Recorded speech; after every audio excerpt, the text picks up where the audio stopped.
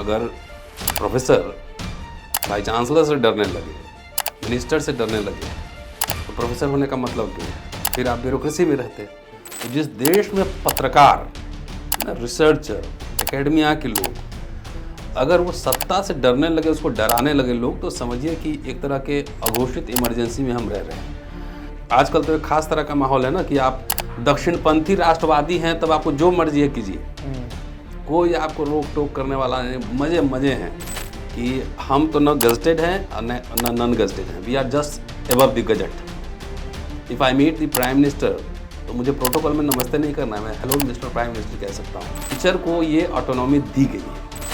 मैं स्पेशली दलित समाज को मैं ये इशारा करना चाह रहा हूँ कि आपके स्कूल, कॉलेज, यूनिवर्सिटी सब डिमोलिश हो रहे हैं और आरएसएस बीजेपी सरकार में है। आरएसएस संविधान में नहीं मानती रही, वो मनुस्मृति में मानती है। अच्छा, ये बहुत कंट्रोवर्शियल स्टेटमेंट होगा, लेकिन मुझे लगता है कि मुझे देना चाहिए।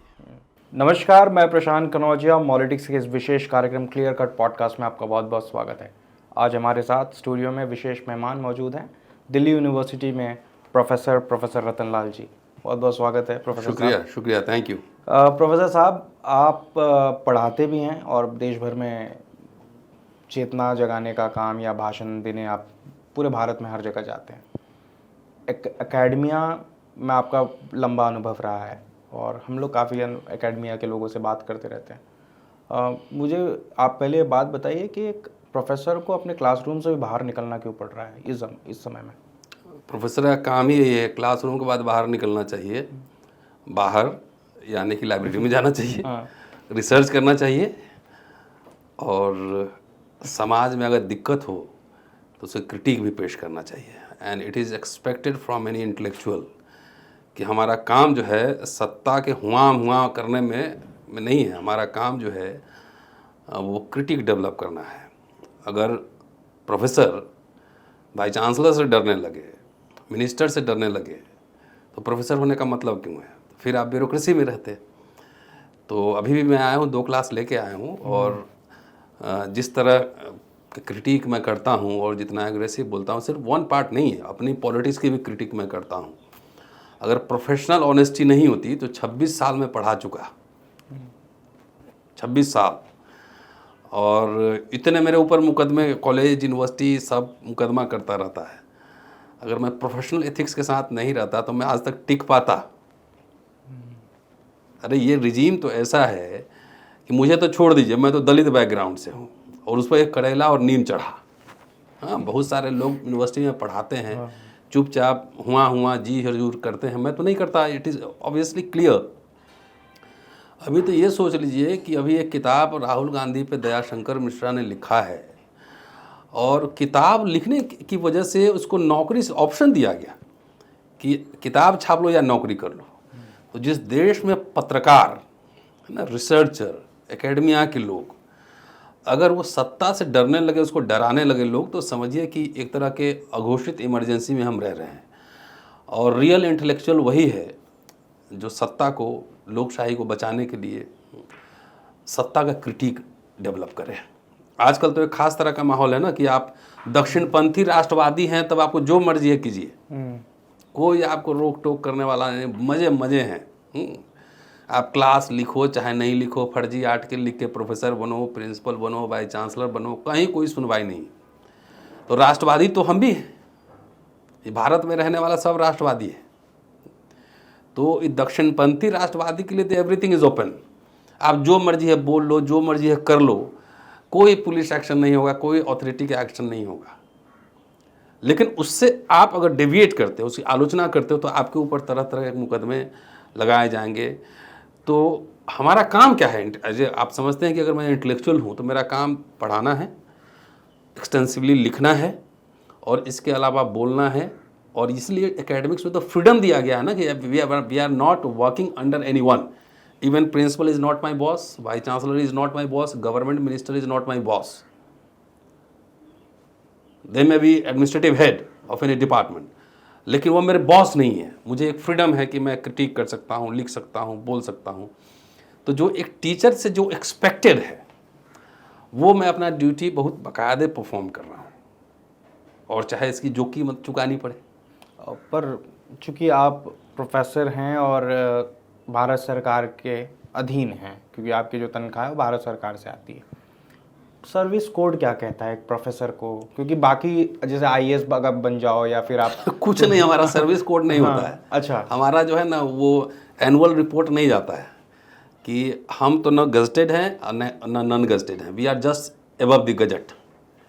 If I meet the prime minister तो मुझे प्रोटोकॉल में नमस्ते नहीं करना है, मैं हेलो मिस्टर प्राइम मिनिस्टर कह सकता हूँ। अच्छा, तो टीचर को ये ऑटोनॉमी दी गई है। तो बहुत सारे लोग अब छोटे छोटे स्वार्थ में, लाभ में, कुछ किसी को चाहिए तो वो अपने इस ताकत का इस्तेमाल नहीं करते हैं। मैं आईएएस का एग्ज़ाम कभी नहीं दिया। क्यों? मुझे पता था कि मुझे 2 में से एक चुनना है। एक आज़ादी, लिखने, पढ़ने, बोलने, सोचने की आज़ादी, और दूसरा सुबह से शाम तक नौकरी करो, 4 नौकर होंगे, बंगले होंगे, गाड़ी होगा, लाल बत्ती होगी, पावर एंजॉय करो। So I opted for freedom, freedom of mind. असली फ्रीडम यही है। तो ये हमारा एकदम सर्विस में कोई हमारा प्रोटोकॉल नहीं होता है। अगर मैं क्लास ले लूँ अपना टाइम पे, और जो मेरी लेजिटिमेट ड्यूटी है, इंटरनल असेसमेंट करना, बच्चों का एवेल्यूएशन करना, उसके बाद मैं किसी के अंडर में नहीं हूँ। मैं आपके साथ बैठ के यहाँ बात कर रहा हूँ तो ये मेरे मतलब ये मेरा फ्रीडम है, ये है। ये फ्रीडम हाँ, बाकी और एकेडमिक्स किसी को में नहीं मिलेगा। जहाँ पे यूनिवर्सिटी कॉलेज के प्रोफेसर को गजट का पार्ट नहीं बनाया गया है, वहाँ पे वो प्रोफेसर इलेक्शन भी लड़ सकता है, क्रिटिक भी कर सकता है। अगर जीत, अब जैसे मनोज झा हैं, राज्यसभा हैं, राकेश सिन्हा हैं, राज्यसभा हैं, तो ये फ्रीडम है कि छुट्टी पे जाएंगे, फिर अगले टर्म अगर मान लिया हार गए इलेक्शन तो वापस आएंगे, अपना नौकरी ज्वाइन कर लेंगे। तो अब ये जितने भी लोग राज्यसभा चले गए हैं, ये पढ़ाते हैं मतलब अभी भी, या उनका चॉइस है, अगर चाहे तो पढ़ा भी सकते हैं। उनका चॉइस है कि हम जब हाउस नहीं चल रहा है तो मैं class, I will take my class, ये है। तो उसकी सैलरी उन्हें नहीं मिलेगी? सैलरी तो मिलती है ना, सैलरी आप यूनिवर्सिटी से ले सकते हैं और पर्क्स पार्लियामेंट से ले सकते हैं। अच्छा, हाँ, ये टीचर्स को एक लिबर्टी दी गई है। अब कब तक ये रहता है, अगर सरकार ही तो मतलब अगर कोई एमपी बन जाए, राज्यसभा या लोकसभा चले जाए, तो वो चाहे तो अपनी सैलरी यूनिवर्सिटी से जारी रख सकता है, और बाकी पर्क्स पार्लियामेंट से जैसे बंगले हैं या फिर अपने एयर टिकट्स हैं, वो वहाँ से ले सकते हैं। एकदम तो काफी कुछ सोच समझ के टीचर्स को ये पोजीशन पे रखा गया था। जो संविधान निर्माता थे, हाँ।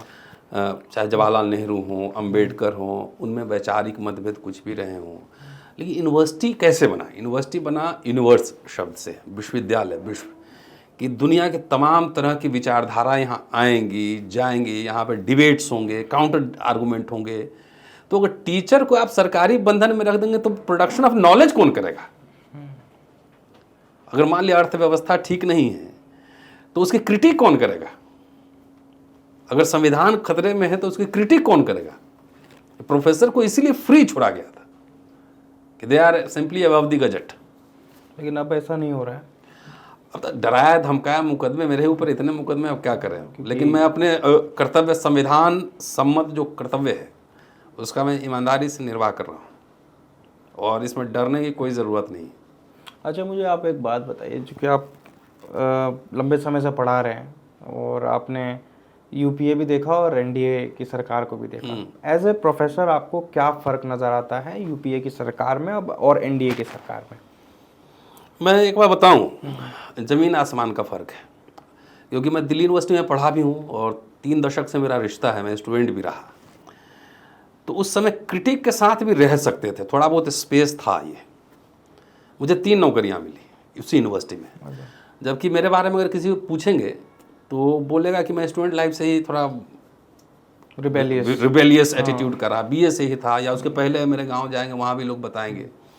तो मैं चुप नहीं रह सकता। अगर आप कुछ गलत कर रहे हैं तो मैं आपको क्वेश्चन जरूर करूँगा। उसके बावजूद यूनिवर्सिटी में मुझे नौकरी मिली ना, उस समय रिजर्वेशन भी नहीं था। पहली नौकरी जब मिली मुझे तो तब भी नौकरी मिली ना। उसके बाद आइए नौकरी मिल गई। पहले आपको प्रमोशन में कोई कितना भी, मेरे किसी प्रिंसिपल से जो ना मैं जी हजूरी नहीं किया, वो क्रिटिक ही था मैं। लेकिन कभी किसी प्रिंसिपल ने हमारा छुट्टी नहीं रोका, हमारा प्रमोशन नहीं रोका, हमको फर्जी मुकदमे में नहीं फंसाया। ठीक है जी।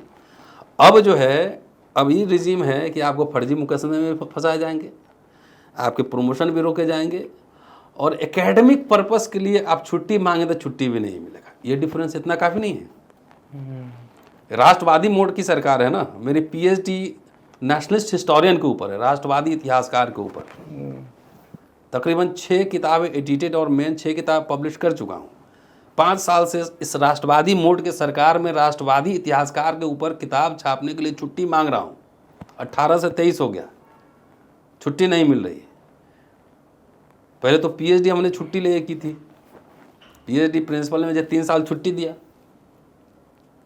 अब तो आप एकेडमिक पर्पस के लिए, इसीलिए मैं कह रहा हूँ ना कि अनपढ़ टाइप के लोग आजकल जो है ना अथॉरिटी बने घूम रहे हैं। उनका बायोडाटा चेक कीजिए तो आधा से ज़्यादा जेल में होना चाहिए जो लोग एकेडमिया चला रहे हैं। मैं खुल के बोल रहा हूँ ना, मुझे डर थोड़ी है।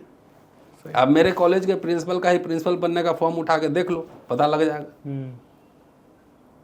तो ये हाल हो चुका है, बद से बदतर स्थिति होती जा रही है। पहले मैं नहीं कह रहा हूँ कि पहले यूपीए में और पहले की सरकारों में कोई घी बह रहा था, लेकिन एक डेमोक्रेटिक स्पेस था जहां आप कम्युनिकेट कर सकते हैं।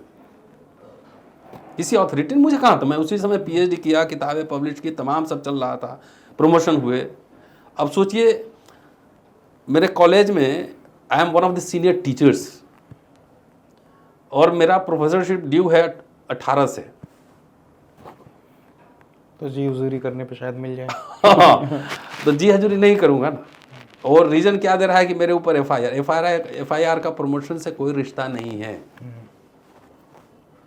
पर ये है कि आपको बीच में एक बार आप ज्ञान व्यापी के मसले पर आपके ऊपर एक मुकदमा हुआ जिसमें आपकी गिरफ्तारी की गई और मीडिया में हर जगह था।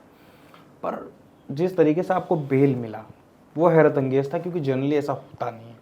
तो मैं उस केस की डिटेल में जानना चाहता हूँ, एक्चुअली कोर्ट रूम में हुआ क्या, और जहाँ दूसरे राज्यों में इस मामले में लोग सिर्फ टिप्पणी करने के मामले में महीनों या सालों जेल काटते हैं, आपके मामले में क्या बहस थी कि आपको तुरंत बेल मिल गया?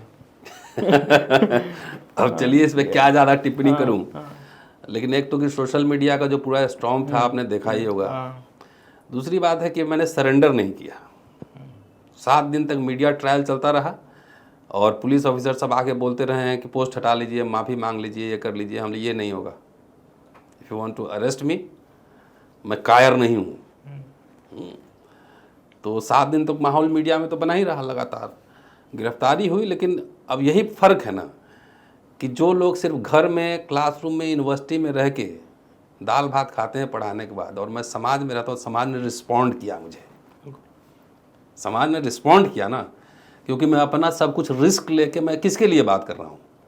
अगर इस रिजीम में मैं समझौते कर लिया रहता तो आप सोच भी नहीं सकते थे कि मैं कहाँ रहता।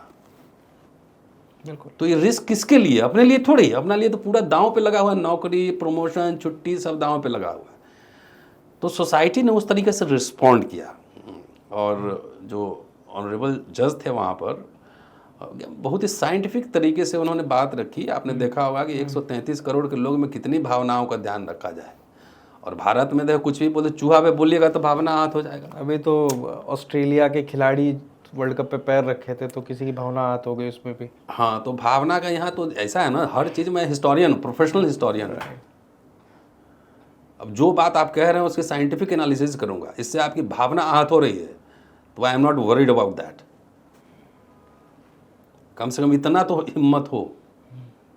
तो मैंने जो कहा एक प्रोफेशनल हिस्टोरियन की तरह कहा, और मैं नहीं हटा। तो ये टेस्टिंग भी था ना कि हम लोगों ने जो काम 30 साल से किया है तो कुछ समाज में कुछ हलचल है कि नहीं है। बिल्कुल, एक इक्विटी तो है ही है। नहीं, वो समाज में हलचल है तो कई बार टेस्ट किया हम लोगों ने। रोस्टर के आंदोलन पर टेस्ट किया, किसान आंदोलन में टेस्ट हो गया, हमारे गिरफ्तारी पर टेस्ट हो गया। किसी सरकार में कई बार सरकार को हारना पड़ा। 2 अप्रैल के आंदोलन में, एट्रोसिटीज एक्ट वाले में। हाँ, तो इसलिए कॉन्स्टेंटली जो है ना, इमरजेंसी हमने देखा नहीं है, लेकिन बिना घोषणा के कोई ऐसा ये नहीं है जो आपको रोज़ धमकी दे, है ना। बाबा एक बैठा हुआ इलाहाबाद में कहता है उसको रतन लाल को काट देंगे, फिर मौर्या को काट देंगे, स्वामी प्रसाद मौर्या को सुपारी दिया है 10 करोड़, गोली लगवाएंगे। वो बाबा को कुछ नहीं पूछने वाला है, और आप कुछ थोड़ा सा भी बोल दीजिए तो आप भावना आहत हो। तो ये तो गांधी से जब अंबेडकर मिले थे तो उन्होंने कहा था कि mister Gandhi, I am at war with civilisation. ठीक है, तो ये वही बात है। आपने एक बुक भी एडिट की थी, एक डॉक्टर अरुंधति वो ट्रांसलेट की थी। तो ये एकदम सभ्यता की लड़ाई है, 2 सभ्यताओं की लड़ाई है। अंबेडकर ने बार बार कहा है ना कि ये ब्राह्मणिज्म और बुद्धिज्म की लड़ाई है, तो सामने रिफ्लेक्ट हो रहा है, हम लोग उसके गवाह हैं। तो इसमें दो ही तरह के लोग हो सकते हैं, चाहे उसको काउंटर करेंगे, काउंटर आर्गूमेंट देंगे, या सरेंडर करेंगे। तो सरेंडर करने वालों में हम लोग नहीं हैं, भले ही कुछ लोग हों, लेकिन सरेंडर करने वाले में नहीं है। लेकिन ये बहुत बड़ा स्टेटमेंट है अम्बेडकर का कि I am in the war against civilisation. हाँ, पर ठीक है, अम्बेडकर एक दूरदर्शी थे और अम्बेडकर की बहुत सारी बातों का आज बहुत सारे लोग अनुसरण भी कर रहे हैं और बहुत लोग उनका विरोध भी कर रहे हैं। दो स्टेटमेंट और दे रहा हूँ कि mister Gandhi, I have no homeland, और उसी में पहली मीटिंग में कि कोई भी स्वाभिमानी दलित इस देश पे गर्व नहीं करेगा। ये अम्बेडकर का स्टेटमेंट है। भारत सरकार ने किताब छापी है, जाकर उठाकर देख लीजिए, वॉल्यूम 17 पार्ट 1 में पहले ही चैप्टर शुरू होगा, गांधी से जब मुलाकात है उसी चैप्टर में लिखा हुआ है। मैंने थोड़ी छापा है कि कोई भी स्वाभिमानी दलित जो है, अब 11 किताब में लिख के, एडिट करके, अनुवाद करके, दर्जनों आर्टिकल लिख के, सैकड़ों लेक्चर पूरे भारत भर में देकर मेरी प्रमोशन रोकी जा सकती है। कुंजी छाप किताब लिख के, फर्जी आर्टिकल लिख के कोई प्रिंसिपल वाइस चांसलर बन सकता है, तो मैं कैसे गर्व कर सकता हूँ इस सिस्टम पर? गर्व करने के लिए एक न्याय तो होना चाहिए। फिर बिना न्याय के मैं तो ऑन रिकॉर्ड कह रहा हूँ ना, कैसे गर्व कर सकता हूँ जहाँ पे हर स्वाभिमानी दलित को जो है ना टॉर्चर करने के लिए अथॉरिटी तरह तरह के षड्यंत्र कॉन्स्पिरेसी करती है। अगर मैं किसी विदेश में होता, सपोज कहीं पे मैं लेक्चरर होता, तो शायद उस इंस्टीट्यूशन का मैं ब्रांड एम्बेसडर होता ना, पब्लिक डोमेन में हूँ। लेकिन यहाँ उल्टा है, यहाँ आपको सजा दी जाएगी। अगर आप सबमिसिव हैं, गुलाम हैं, रोज अथॉरिटी का पांव छूते हैं, चुप रहते हैं, सब सहते हैं, तो आप you are a good boy. So इसलिए हम लोग की पहली ट्रेनिंग है, we hate good boys and good girls. वैसे स्टूडेंट को हम तैयार करते हैं जो सवाल खड़े करे, नए सवाल पैदा करे। जो क्लासरूम में सवाल नहीं खड़ा करेगा वो कहीं सवाल नहीं खड़ा कर सकता है। तो ये हमारी जिम्मेदारी है। मैं तो सामने कह रहा हूँ, मेरे वाइस चांसलर से मिलवा दीजिए, कहीं सार्वजनिक मंच पे आ जाए। हर इंस्टीट्यूशन में मुकदमे लड़ा हूँ सुप्रीम कोर्ट तक। अभी भी दिल्ली हाई कोर्ट में 2-3-4 चल रहा होगा, 30,000 में भी और बहुत सारे मुकदमे हैं। तो ये मेरी ज़मीन का लड़ाई नहीं है ना। सही बात। किसी मुकदमे में बता दीजिए मेरा पर्सनल इंटरेस्ट उसमें लगा हो, किसी मुकदमे में। ये तो वैचारिक लड़ाई है ना। So we have to take position either this side और दैट साइड। आप एक यूट्यूब चैनल भी चलाते हैं, अम्बेडकर नामा। मैं काम करता हूँ, श्रमिक हूँ, मैं क्लास में पढ़ाता हूँ, अम्बेडकर नामा पर बोलता हूँ। अम्बेडकर नामा पर बहुत सारी वीडियोस हैं जो खासतौर पे अम्बेडकर की बात हो या सोशल जस्टिस की बात हो, या सोशल जस्टिस के जो क्रूसेडर्स रहे हैं, चाहे वो पेरियार हों, चाहे सावित्रीबाई फूले हों, फातिमा हो। मेरा मानना ये है कि इसकी ज़रूरत क्यों पड़ी। पहली बात तो कि यूट्यूब पर ये करना पड़ा क्योंकि इसके पीछे के बहुत सारे, एक तो आप पब्लिक में जा रहे हैं कि भाषण दे रहे हैं, लोगों में चेतना जागृत करने का काम कर रहे हैं। एक तो आपको यूट्यूब पे आना पड़ा, उसके पीछे का रीज़न क्या था और उसका इम्पैक्ट क्या हुआ। हम बहुत असर्टिव होकर नाम ही रखे अम्बेडकर नामा, कि जिसको देखना है देखो और जिसको नहीं देखना है मत देखो, क्योंकि वो हमारा ब्रेड एंड बटर नहीं है। मैं बोलता हूँ उस पर, मेरी वाइफ उनको हैंडल करती हैं, और एकदम असर्टिव होकर रखा। जहाँ पे अम्बेडकर के नाम से आप चिढ़ते हो, जहाँ दलित के नाम से चिढ़ते हो, वहाँ पर ताल ठोक के एक आदमी अम्बेडकर नामा नाम रख के वहाँ पे बातचीत कर रहा है, तो इसका मतलब समझ लीजिए आप। पहली दूसरा, ये आपदा में अवसर भी था। उस समय लॉकडाउन लगा था, अब घर बैठ के ऑनलाइन क्लास लेना था और कहीं जाना आना नहीं था, तो मैं क्या करता। So thanks to my son Ishan, उसने मेरे छोटे से मोबाइल में बना के दिया कि इस पर आप बोलते रहिए। तो उसमें बोलना, अम्बेडकर की राइटिंग्स पे ही इनिशियल वीडियोस बने, 800 वीडियोस, राइट, है ना। अम्बेडकर के राइटिंग पे ही बने पूरे, मतलब हज़ारों पेज मैंने पढ़ डाले। और उसके पीछे एक लॉजिक ये था कि मैं उसके पहले अम्बेडकर इतना गंभीरता से पढ़ा नहीं था। मैं एंशिएंट इंडिया का छात्र हूँ, काशी प्रसाद जायसवाल पर मेरी पीएचडी है, हिंदी लिटरेचर पे काम करता हूँ, थोड़ा पत्रकारिता पे भी काम करता हूँ। तो अम्बेडकर पे कभी कभी पढ़ पढ़ के भाषण देने जाता था। तो जहाँ भी जाता था तो जैसे आपको देख के कुछ भी, आप हाथ में बाली क्यों पहने हैं, आप अम्बेडकर राइट नहीं है। आपने मटन क्यों खा लिया तो आप अम्बेडकर राइट नहीं है। तो सोशल मीडिया के जितने अम्बेडकराइट लोग थे, जो हर बात पे सर्टिफिकेट बांटते फिरते थे, है ना, कुछ भी कर लो तो अम्बेडकर राइट नहीं है, जो कि खुद 22% की बात करते हो फॉलो नहीं करते होंगे। I am a professional historian, आप मुझे कह दीजिए अम्बेडकर राइट है नहीं है, डजेंट मैटर फॉर मी। तो जहाँ देखिए मेरे सोशल मीडिया पे आपने देखा होगा बहुत लोग गाली, ये अम्बेडकर राइट नहीं है, फर्जी नहीं है, ये है वो है। मैं कई बार राहुल गांधी से मिलता हूँ, कई दोस्त हमारे हर पॉलिटिकल पार्टीज में हैं, खाना खाते हैं साथ में, सब देखो ये दलाल है, ये अम्बेडकरवादी नहीं है। तो वो वामन मेश्राम की बामसेफ को लेकर आपका बड़ा, नहीं, वो बाद में आता हूँ। अब जैसे शाहनवाज हुसैन शादी में मिल गए, अब मिल गए तो रतन भाई, या तो जाहिर है आप सोशल आदमी है ना, हम पॉलिटिकल कॉम्प्रोमाइज थोड़े ही कर रहे हैं, गोली थोड़ी ना मार दीजिएगा आप। नहीं। तो ये सब मैं सुना ना, जब हमले ठहरो पहले तुम ही लोग को अम्बेडकर पढ़वाते हैं। पहले हमारा जो ऑडियंस है जो कहता है कि मैं आज तक मैंने क्लेम नहीं किया, अगर आप नोट करेंगे कि जब तक अम्बेडकर को हम पढ़ेंगे नहीं, समझेंगे नहीं, तब तक कैसे हम क्लेम कर सकते हैं कि अम्बेडकरवादी हैं। तो वैसे लोगों के लिए जो सोशल मीडिया पे दिन भर गाली गलौज करेंगे या कहेंगे कि अम्बेडकरवादी, वैसे लोगों को पढ़ाने के लिए शुरू किया था। पता नहीं वो कितना समझे नहीं समझे, लेकिन बहुत सारे ऐसे लोग जो अम्बेडकर साहब को नहीं पढ़े हैं या अम्बेडकरवादी नहीं हैं, बहुत सारे लोग हमको चलते फिरते एयरपोर्ट स्टेशन जहाँ तहाँ मिलते हैं, कहते हैं कि हमने उसके बारे में नई बात पहचाना जाना। तो वो एकेडमिक एक एक्सरसाइज था। और जैसे यूनिवर्सिटी के कोर्स में भी अम्बेडकर, रीडिंग अम्बेडकर है ना, तो वैसे छात्रों के लिए भी था कि आपको रेफरेंस देखना है, आप यहाँ जाइए इस पेज नंबर पर है, तो एकेडमिक एक्सरसाइज था। तो ये इसकी बैकग्राउंड था और मुझे पता नहीं था कि लोग पसंद करेंगे। ये सोशल मीडिया पे एक है, आपने जो कहा ना अम्बेडकराइट का ठप्पा देना कि आप अम्बेडकराइट हैं या अम्बेडकराइट नहीं हैं, ऐसे ही अम्बेडकरवादियों ने सबसे ज़्यादा डैमेज किया अम्बेडकरवाद को। मैं इसी पे आ रहा हूँ कि मेरा एक बड़ा सवाल है कि जैसे अम्बेडकराइट होना एक नोशन है जो आज समाज में चल रहा है, अम्बेडकराइट क्यों एक छोटा कल्ट क्यों बन जाए कि अम्बेडकराइट होना ही है आपको। आप पेरीराइट भी तो हो सकते हैं, आप फुले के भी उपासक मतलब मानने वाले हो सकते हैं, तो why not create a larger group, why to stick to only one person. तो इसका जवाब तो उन्हीं से पूछा जाना चाहिए पहले, ठीक है। है। उसका तो फिर एक I am a democratic person and मैं समझता हूँ कि Ambedkar was a great democrat, absolutely, ठीक है। उनके मिलिंद कॉलेज में, सिद्धार्थ कॉलेज में ब्राह्मण प्रिंसिपल भी थे, उनके सेक्रेटरी ब्राह्मण थे, ब्राह्मण से शादी भी हुई, उनके पूरे सबसे डायलॉग करते थे। अम्बेडकर जो है वो ऑर्थोडॉक्स काइंड ऑफ नहीं थे, वो डेमोक्रेटिक स्पेस में करते थे, बिल्कुल। वो जब महाराष्ट्र में भाषण दे रहे हैं तो महार मांग के बीच जो लड़ाई है उस पर भी टेक लेते हैं, महार चमार की लड़ाई है उस पर भी टेक देते हैं कि नहीं देते हैं। तो वो डेमोक्रेट थे। लेकिन आजकल के अम्बेडकरवादी जो है ना, मुझे लगता है कई बार इन लोगों ने, बहुत सारे लोगों ने इसको दुकान बना लिया है। मैं तो आज भी कह रहा हूँ कि मुझे आप अम्बेडकराइट नहीं कह सकते हैं, बिकॉज मेरी ट्रेनिंग डिफरेंट तरह की है। हिस्ट्री पढ़ा हूँ, थोड़ा समाजवाद की ट्रेनिंग है, मार्क्सवाद की ट्रेनिंग है, मार्क्सिज्म भी है, उसमें अम्बेडकर भी है, उसमें पेरियार भी बीच में आते हैं।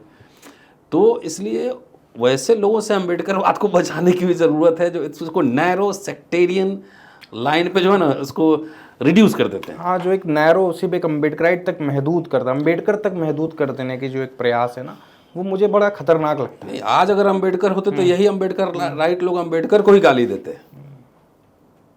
गांधी और कांग्रेस से सबसे ज़्यादा भारत में कौन लड़ा? अम्बेडकर। उससे ज़्यादा कोई लड़ा? बिल्कुल नहीं। और कांग्रेस से समझौता भी किया, कॉन्स्टिट्यूंट असेंबली में भी गए, ड्राफ्टिंग कमेटी के चेयरमैन भी बने, और उनका लखनऊ का भाषण है कि मैं क्यों ज्वाइन किया। कोई सब पढ़ता उड़ता नहीं है। अगर अम्बेडकर संविधान सभा में नहीं जाते और उनको ड्राफ्टिंग कमेटी का चेयरमैन नहीं बनाया गया रहा तो यहाँ इतना बढ़िया जैकेट और शर्ट पहन के मैं आपके सामने रहता? आप रहते हैं? मैं भी नहीं होता, जाहिर सी बात है। तो इतनी बुद्धि जिस समाज में नहीं हो उससे क्या बहस कर रहा हूँ? चंदा लेके मैं प्रोफेसर तो बना नहीं हूँ, न वोट लेके बना हूँ। हमारा फ्री थिंकिंग, हमारा काम क्रिटिकल नैरेटिव को आगे बढ़ाना है। तो मैं अंधभक्त नहीं हूँ कि अगर नेता और ये सब जनता हुआ करेगा तो मैं भी हुआ करूँगा। नो, हमारा काम लाइन डायरेक्शन देना है। आज समझना है, समझो, नहीं समझोगे 10 साल बाद समझ में आएगी। और ख़ास तौर मेरा ऑडियंस यंगस्टर्स है, 15-20 साल 25 साल के लड़के कि जो पक्का हो गया है ना उसमें कुछ नहीं घुसेगा। ये अम्बेडकर साहब ही बोले हैं कि जो बूढ़ा हो गया उनसे धर्मांतरण नहीं होगा, तो उनको छोड़ दीजिए, आप यंगस्टर से कम्युनिकेट कीजिए। तो जो बातें लगातार उस पर उठा रहे हैं हम लोग कि भाई इस बात का असेसमेंट होना चाहिए कि अम्बेडकर अकेले लड़के नेहरू से डायलॉग करके, तमाम ऐसे लोग राजेंद्र प्रसाद से डायलॉग करके आपके प्रोटेक्शन का एक पूरा जो है ना सिस्टम बनाया संविधान में। बिल्कुल 56 में तो बाबा साहब चले गए, उसका जवाहरलाल नेहरू थे। तो मिक्स्ड इकोनॉमी का आइडिया कहाँ से था? स्टेट एंड माइनॉरिटी उन्होंने लिख के जवाहरलाल नेहरू को दिया था कि public sector private sector both. तो आइडिया नेहरू वहाँ से ले रहे थे, इसलिए बड़े डैम्स बन रहे थे, तमाम यूनिवर्सिटीज़ बन रहे थे। उस लीगेसी को आगे इंदिरा गांधी बढ़ा रही है, जमींदारी उन्मूलन कर रही है। अब ठाकुर का कुआं पे इतना विवाद हुआ, लेकिन इंदिरा गांधी ने कुछ नहीं किया। बोले सबके दरवाजे पे चापा कर लगा दो हैंडपंप, किसी के कुआं पे जाने की ज़रूरत ही नहीं हो। जगजीवन राम ने जो है पानी पाड़े रेलवे स्टेशन, पता है आपको? नहीं पता है? उन्होंने एक रेलवे मंत्री जो थे एक पोस्ट क्रिएट किया था, पानी पाड़े। अच्छा। और उसमें दलित लोग अपॉइंट होते थे, घड़ा में पानी होता था, आपको स्टेशन में प्यास लगी है। तो जातिवाद के दंश को तोड़ने का ऐसे छोटे छोटे प्रयास थे। तो ये पोजीशन थी लंबे समय तक। अरे अब सबको आप, इंदिरा गांधी ने बैंक नेशनलाइजेशन कर दिए, तभी ने इतनी बड़ी नौकरी मिली। सही बात है। पब्लिक सेक्टर यूनिट नहीं रहता तो इतनी नौकरी कहाँ से मिलती? अब सबको आप गाली ही देते, आप कौन अम्बेडकर राइट हैं? मुझे समीक्षा करनी होगी कि फाइनली किस डायरेक्शन में ये पॉलिटिक्स जा रहा है। नहीं समीक्षा करेंगे, मुझे किसी से कुछ लेना नहीं है। मैं तो यही कह रहा हूँ ना, आप इतने दिन से ऑब्जर्व कर रहे हैं, अगर लेना होता तो मैं सरेंडर करके आ रहा था, मैं क्यों लड़ते रहता? बिल्कुल सही बात है। मैं स्पेशली दलित समाज को मैं ये इशारा करना चाह रहा हूँ कि आपके स्कूल कॉलेज यूनिवर्सिटी सब डिमोलिश हो रहे हैं और आरएसएस बीजेपी सरकार में है। आरएसएस संविधान में नहीं मानती रही है, वो मनुस्मृति में मानती रही है। और मनुस्मृति के हिसाब से शूद्रों के पास धन नहीं होना चाहिए, उनके कपड़े जो है लाशों के बचे हुए कपड़े होने चाहिए, उनके खाना जो है ब्रोकन पॉट होने चाहिए, उनके गहने जो है ब्लैक मेटल मानी लोहा होना चाहिए। तो वो वाली विचारधारा वाली ये लोग सरकार चला रहे हैं। आपके सारे हक हकूक खत्म हो रहे हैं, सारे पब्लिक सेक्टर यूनिट बेचे जा रहे हैं। तो आप अपने बारे में सोचो कि आपको 10-20 साल बाद आप कहाँ रहोगे? खेत में मजदूरी करोगे कि ऑक्सफोर्ड में रहोगे? जरा सोच लो। ये अभी आप मुझे गाली दे सकते हैं, कोई बात नहीं।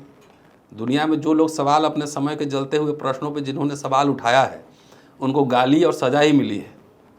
ये तो अपने समय के जलते प्रश्न पर जी। जिन्होंने सवाल उठाया है उनको गाली और सजा मिली है। बिल्कुल। तो इतिहास पढ़ने का ये फ़ायदा होता है, कम से कम आप उस प्रोसेस से गुजरते रहते हैं। जी। मैं बात अम्बेडकराइट पॉलिटिक्स पे भी करना चाहूँगा, क्योंकि आपका पॉलिटिक्स में एक बड़ा दखल रहता है और चूँकि आप पॉलिटिक्स में एक बार किस्मत आजमा भी चुके हैं इंडिपेंडेंट के रूप में। हाँ, एक बार लड़ चुका हूँ, लेकिन I am a political man, I am not apolitical. लेकिन अभी किसी पार्टी में नहीं। पॉलिटिकल तो अपने आप में एक कुछ नहीं स्टेटमेंट होता है। वो सब मिसनोमर है। हाँ, तो मेरा ये मानना है कि उत्तर प्रदेश के पूर्व मुख्यमंत्री बसपा प्रमुख मायावती जी के बारे में मैं बात करना चाहूँगा। मायावती का एक बड़ा करियर रहा है। कांशीराम ने जो बीज लगाया, मुझे लगता है सबसे ज़्यादा अगर आप उसको देखेंगे तो Mayawati was one of the successful leader post Ambedkar के बाद। मुझे लगता है कि उनसे बड़ा लीडर नहीं पैदा हुआ भारत में। अब भविष्य में हो सकता है उनको कोई सरपास भी कर जाए, और ये तो होना ही है किसी न किसी दिन। आपके नज़र में, चूँकि आपका इतिहास पे बड़ा, मायावती के फेलियर पर आपकी राय क्या है कि आज जो पार्टी एक सीट पर आके बैठ गई है, 0 लोग उनकी लोकसभा में हैं, मतलब 10 हैं, चूँकि वो एक गठबंधन से था, 1 विधानसभा सीट है उनके पास, उसके फेलियर का कारण मैं जानना चाहता हूँ। मैं पॉलिटिकल वाला स्टेटमेंट नहीं चाहता हूँ कि इसके पीछे का एक पॉलिटिकल स्टेटमेंट है, मैं इसके पीछे का जेन्युइन रीजन जानना चाहता हूँ। देखिए, इस पे ये अम्बेडकराइट्स भी जानना चाहते हैं, क्योंकि इसको तो अगर पार्टी के लोग बोलते हैं, असेसमेंट करते, जो अंदर से देखे हैं, तो वो ज़्यादा बेहतर होता। वहाँ अलाउड ही नहीं असेसमेंट तो। हाँ, तो लेकिन अगर आप यात्रा पूरी जर्नी देखेंगे तो बाबा साहब संस्था बनाने वाले लोग थे, इंस्टीट्यूशन बिल्डर थे। कांशीराम भी इंस्टीट्यूशन बिल्डर थे, है ना। कई संस्थाएं बनाई, DS4 और तमाम बामसेफ, और बाद में बसपा, अखबार निकाले, कई भाषाओं में उनके अखबार निकले। और उसका एक कलेक्शन बढ़िया छपा है 11 वॉल्यूम में अभी अलीगढ़ से AR अकेला ने छापा है, मैंने मंगवाया हुआ है, कुछ मैंने पढ़ा भी है। तो राजनीति उसी की जीवित होती है जिसके संस्थान जीवित होते हैं। संस्थान includes academic institution, media houses, researcher, तमाम तरह के लोग जिसके आर्थिक सलाहकार हों, राजनीतिक सलाहकार हों, राजनीति उसी की जीवित रहती है। तो एक समय के बाद मुझे लगा कि जो संस्थाएं बनी थी वो भी ख़त्म हो गई। कांशीराम जी ने वाकई वो बहुजन समाज बनाया था ना, सारे कम्युनिटी के लीडर्स, एक मुझे मैंने पढ़ा कहीं कि एक गुजर यहीं से वो जीते भी नहीं तभी मंत्री बना दिया, तमाम लोगों को जोड़ा। दारा सिंह चौहान, हाँ, जो अभी घोसी में भाजपा में जाके हारे हैं, वो लुनिया राजपूत कम्युनिटी से आते हैं। उस समय उस कम्युनिटी का कोई लीडर नहीं था। आप यकीन मानिए 31 साल की उम्र में दारा सिंह चौहान को राज्यसभा भेजा गया। तो मैं यही बात कर रहा हूँ, क्यों ऐसा होता है कि BSP का ट्रेंड आदमी RSS BJP में चला गया।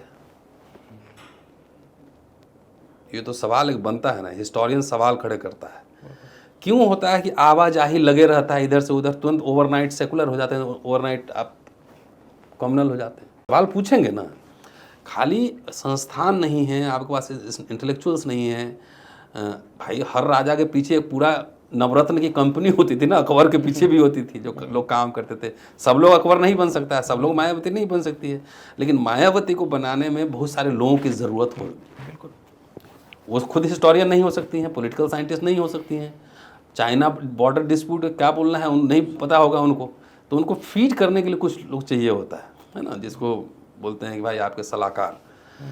तो सलाहकार मंडली में कौन है? जितने पुराने लोग थे सब पार्टी निकाल दिए गए, हटा दिए गए। दूसरी सबसे महत्वपूर्ण बात, हजारों साल यहाँ पर तरह तरह के राजवंश के शासन रहे जो कि क्षत्रिय नहीं थे या ब्राह्मण नहीं थे। शक, हून, तमाम कुषाण, साउथ में कुछ और है, फिर यहाँ पे तो 600-700 साल मुसलमान शासन रहा, फिर अंग्रेज का शासन रहा। इन सब होने के बावजूद ब्राह्मणवाद जीवित ही रहा ना। अगर खाली तलवार के बल पे हुकूमत हुई रहती तो कोई नजर आता क्या? 672 साल शासन है, 200 साल अंग्रेज भी जोड़ लीजिए, खाली तोप के बल पर शासन होता तो कुछ होता। लेकिन उन सत्ता के साथ समझौते किए, चाहे मुसलमान हो चाहे अंग्रेज हो, सबके दरबार में जाके देखिए तो आपको मिलेंगे यही लोग मिलेंगे। ठीक है जी, ये तो है। मिले, सारा उनसे जागीर लिया और धीरे धीरे उसको निगल भी गए। भाई अगर lord Macaulay uniform civil code नहीं लाता, IPC नहीं लाता, तो मुझे लगता है इतना जल्दी विद्रोह लोग नहीं करता। हाँ, तो वहाँ रहे, जब तक सुविधा लेना है ले लिए, और उसके बाद उसको निगल जाना है। दिस इज वॉट मुझे लगता है, this is my personal opinion, this is not value judgement. Absolutely. 3 बार RSS के समर्थन से आप सरकार बनाए। आपका शत्रु नंबर 1 कौन है ये पहले तय करना होगा ना। RSS BJP है कि सपा है कि कांग्रेस है कि क्या है। कांग्रेस से तो तब भी थोड़ा बहुत बात कर सकते हो, RSS BJP से करके दिखाओ तो इंडिविजुअल लिबरेशन वहाँ पॉसिबल है। पहले शूद्र भी बहुत राजा हुए। बिल्कुल बिल्कुल। तो इंडिविजुअल लिबरेशन, व्यक्तिगत मुक्ति पॉसिबल है। आप CM बन जाओ, कुछ बन जाओ, अब तो पिछड़े प्रधानमंत्री हैं ना, ट्राइबल राष्ट्रपति हैं। अब देख लो मणिपुर में क्या हो रहा है, देश भर में क्या हो रहा है। इसके पहले रामनाथ कोविंद अभी राष्ट्रपति थे, अब जब रिटायर हो गए तो सुना संविधान दिवस पे बड़ा क्रांतिकारी भाषण दे रहे थे विज्ञान भवन में। जब ऑफिस में थे तब क्या कर रहे थे। ठीक है, तो कोई राजा बन जाओ, उससे ब्राह्मणवाद को फर्क नहीं पड़ता है। राजा बनोगे तुम, एजेंडा चलाओगे हमारा। तो एक टर्म फुल फ्लेजेड मिला और उसमें सारे ब्राह्मण ढोलक झाल बजा रहे थे।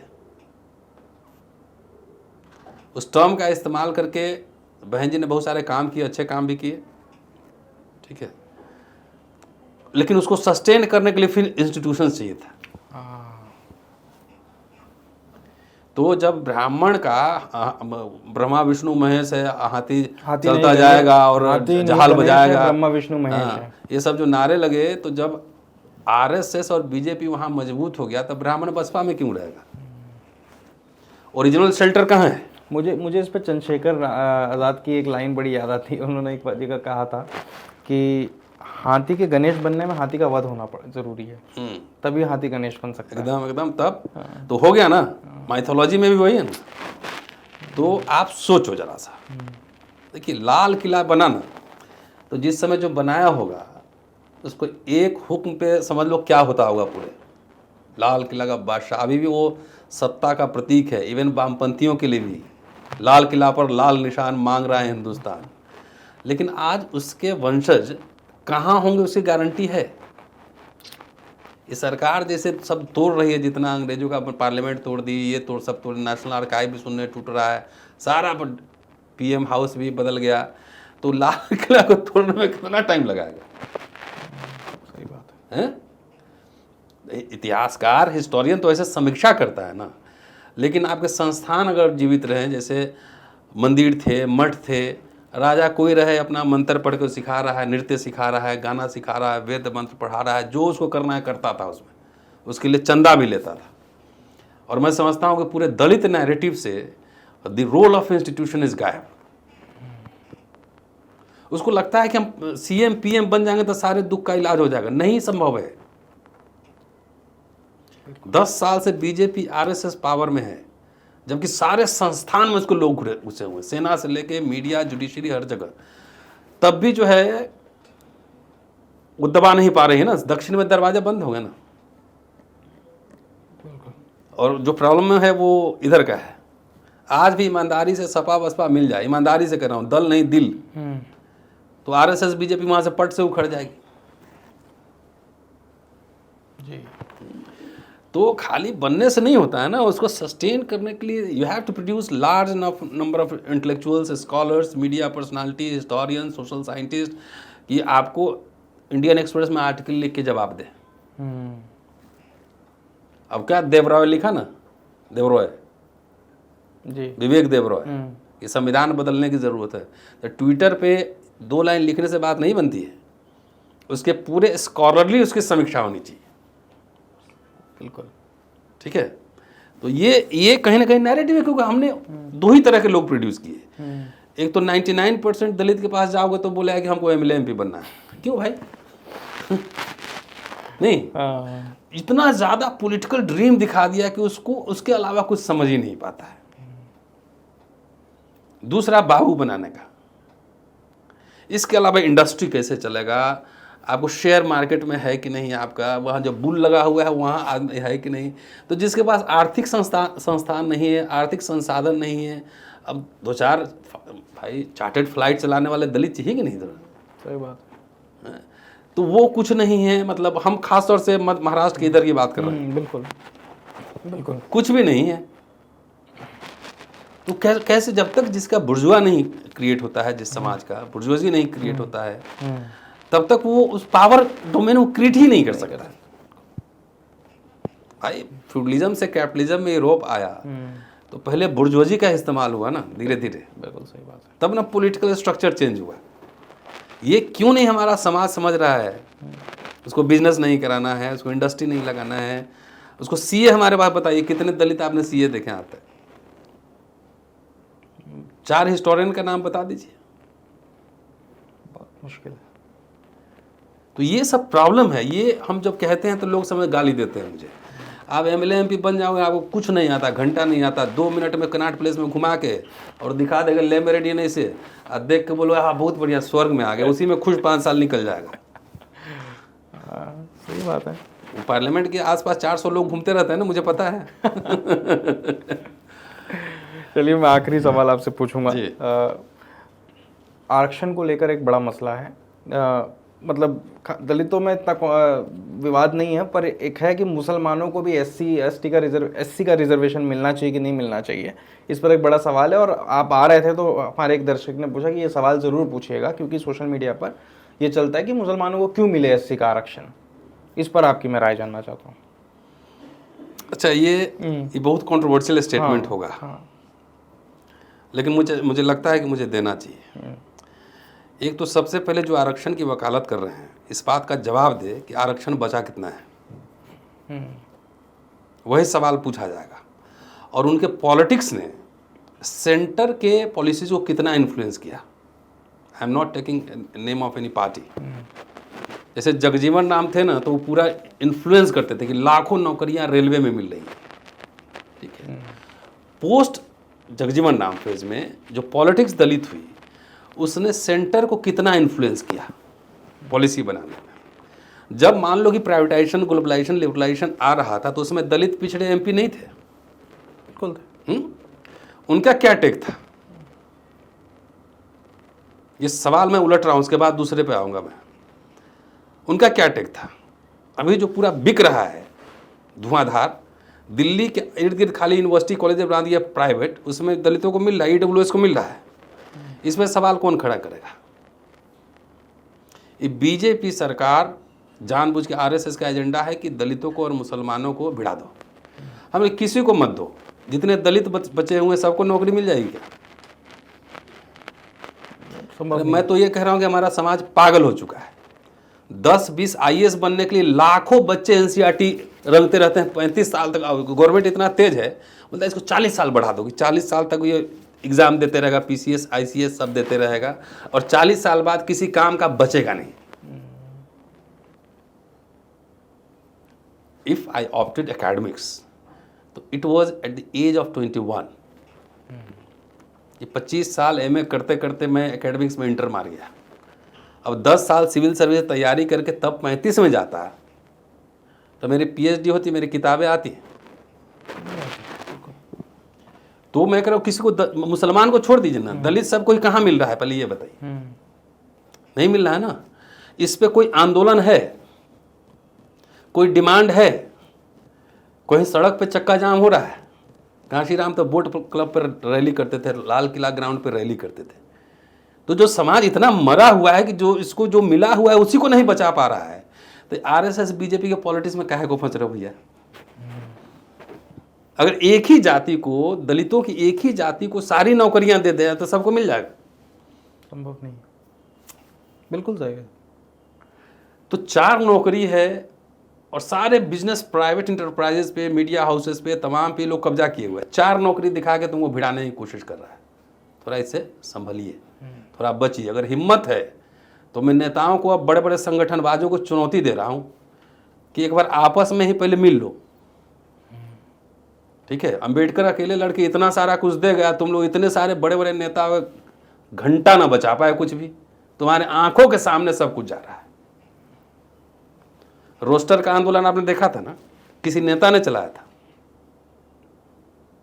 नेता से को वोट का फिक्र रहता है कि ब्राह्मण न नाराज हो जाए, ठाकुर न नाराज हो जाए, तो वोट के लालच में वो सबको खुश करना चाहता है। लेकिन अल्टीमेटली सबको खुश करना चाहता है, तो तुम्हारा राजनीतिक शत्रु कौन है, तुम्हारा सांस्कृतिक शत्रु कौन है, ये बताओगे ना। आरक्षण खत्म हो रहा है तो बांग्लादेश खा रहा है कि नेपाल खा रहा है कि पाकिस्तान खा रहा है? You have to identify your political enemy. कोई कहीं हलचल है? बिल्कुल नहीं। स्कॉलरशिप का क्या हाल है आपको पता है कि नहीं? बहुत सारे स्कॉलरशिप ऐसी इररिलेवेंट। जी बिल्कुल सही। ऑलरेडी पहले से क्रीमी लेयर है 8 लाख। 8 लाख जो क्रीमी लेयर है सेंट्रल गवर्नमेंट का, तो 8 लाख तो अभी क्लास 4 एम्प्लॉयज होगा, उसको भी 8 लाख से ज़्यादा मिल रहा होगा। बिल्कुल। किसी ने कोई मेमोरेंडम दिया है कि हमारे बच्चों का स्कॉलरशिप बढ़ाओ? अंबेडकर मेमोरेंडम देते थे बोरो कमीशन के सामने, Simon commission, cabinet mission, Jawaharlal Nehru, सब जगह देते थे, डायलॉग करते थे, वॉइस राय से डायलॉग करते थे, लिखित देते थे रिप्रेजेंटेशन। आजकल कोई दलित नेता लोग देता है कहीं? कहता है मैं हुक्मरान बन जाऊंगा, देश बदल दूंगा, ये सब जब दिखा रहा है। एक बार अगर कांशीराम जी इतना पार्टी बनाए तो सब समाज को जोड़ के, पिछड़े बहुजन को जोड़ के बनाए थे। आप तो तोड़ रहे हो, कहाँ से होगा? तो ये जो सवाल उठा रहा है, इसका कोई रेलेवेंस है? बिल्कुल एजेंडा ही है एक तरीके से। एजेंडा है ना वो, आपको दलित में मुसलमान में भिड़ा दो। मोदी जी पसमंदा की आजकल बात कर रहे हैं, जाके तेलंगाना में कह रहे हैं पिछड़ा मुख्यमंत्री बनाएंगे, तो कास्ट सेंसस क्यों नहीं करवा रहे हैं? सही बात है। और पसमंदा के लिए क्यों नहीं रिजर्वेशन का प्रोविजन कर रहे हैं? तो आप उनके ट्रैप में मत फंसिए, उनसे उल्टा सवाल पूछिए, इसका आपको जवाब मिल जाएगा। ठीक है। बहुत बहुत धन्यवाद डॉक्टर शुक्रिया। प्रोफेसर साहब, आपसे हमारे साथ बात करने के लिए। और दलित पॉलिटिक्स की समीक्षा 40 साल की जरूर होगी बिल्कुल। कि देश के सत्ता संसाधन में हिस्सेदारी कहाँ है। पहले बैकलॉग निकलता था, स्पेशल रिक्रूटमेंट ड्राइव निकलता था, आज ठेके पे नौकरी जा रही है।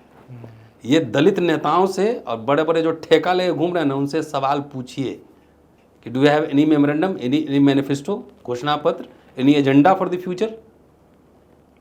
इसलिए मैं अपने समाज की क्रिटिक नहीं करूंगा, मैं अंधभक्त नहीं हूँ किसी का। बिल्कुल शुक्रिया। बिल्कुल, बहुत बहुत धन्यवाद हमसे जुड़ने के लिए। ये तो डॉक्टर हमारे साथ प्रोफेसर रतन लाल जी। अगले एपिसोड में मिलते हैं आपको एक नए गेस्ट के साथ। बहुत बहुत धन्यवाद।